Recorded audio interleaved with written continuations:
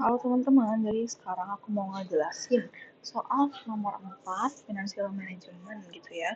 Oke, ini ujian terakhir, jadi ini kali terakhir kita ketemu di video tutorial. Nah, sebenarnya di soal ini tuh gampang banget lah pokoknya, nggak banyak bincang-bincang gitu. Di soal ini, konsepnya tuh kayak kita punya utang ke supplier gitu. Terus kayak suppliernya kalau misalkan kita bayar cepet dia akan ngasih diskon sebesar ini gitu. Tapi kalau misalkan kita nggak ambil diskon, eh, kita harus membayar yang namanya cost of giving up. Dan itu konsepnya kayak lebih mahal gitu loh.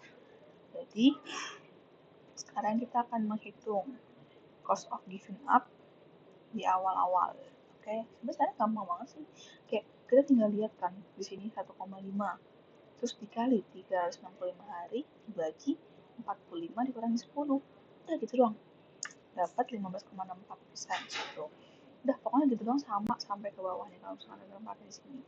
Di soal B, dia tuh minta kayak kalau misalkan kita bayar cepet sama gimana ya bentar ya.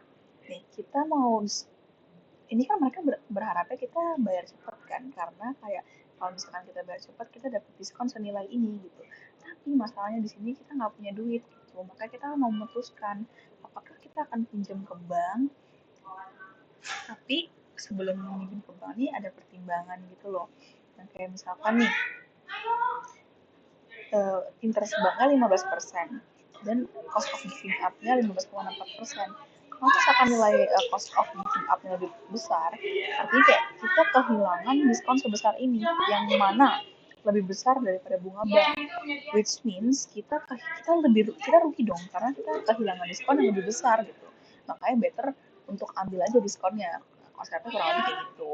Nah, sebenarnya gampang banget, jadi kayak tinggal copy kan, terus bandingin sama interest bank, lebih besar atau lebih kecil. Kita ambil contoh yang lebih kecil ya. Kayak misalkan nih, kalau misalkan kita pinjam ke bank, kita dapat interest 15%. Bukan, ya dapat or bayar kurang lebih sama lah ya. Terus kita merelakan 13% gitu. Kan ruginya lebih kecil kan di sini daripada kita pinjam di bank.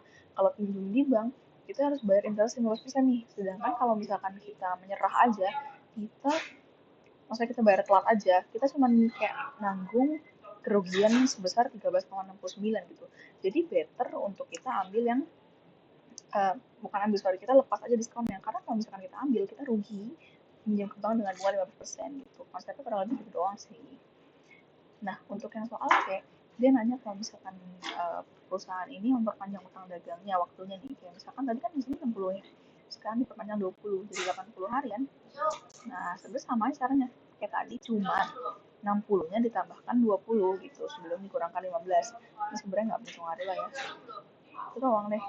Terus dapat 11,23%. Yang mana dia kurang dari 15%. Berarti ya kita lepas aja lah diskonnya. Masa kita harus ngutang di bank dengan interest 15% sementara yang kita lepas cuma 11%, kan nggak worth it gitu. Kurang lebih konsepnya sebenarnya gitu doang sih teman-teman. Yap, terima kasih.